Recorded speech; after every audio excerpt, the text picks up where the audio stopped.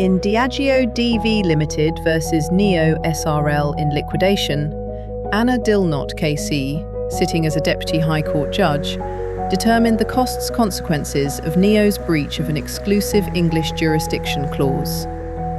The clause in question was contained in Clause 24.2 of a share purchase agreement dated the 23rd of November 2023.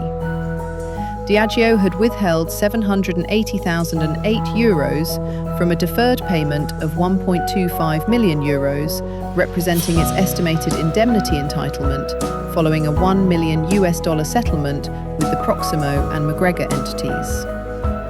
NIO commenced proceedings before the Civil Court of Milan in March 2025, relying on a competing Italian jurisdiction clause in a deed of transfer.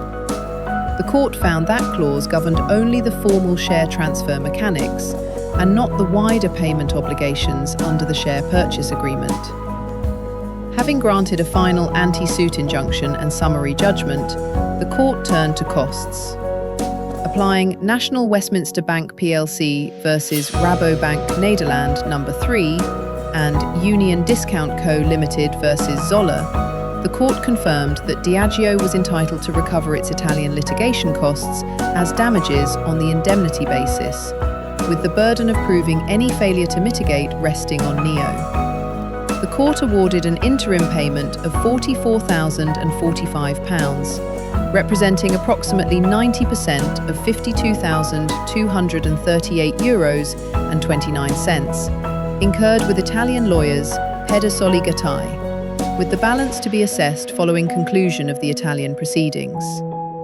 The costs of the application before the court were summarily assessed on the indemnity basis at £33,645, being 80% of the £42,056.90 claimed. Quote, "A party forced to defend proceedings brought in breach of an exclusive jurisdiction clause can recover reasonable costs incurred as a result of the foreign proceedings, even if the foreign court lacks the power to award costs. In National Westminster Bank versus Rabobank Nederland, it was held that the assessment of legal costs would be performed on the indemnity basis, such that the non-defaulting party could recover all costs reasonably incurred and reasonable in amount, with the burden of proof of any failure to mitigate falling on the party in breach."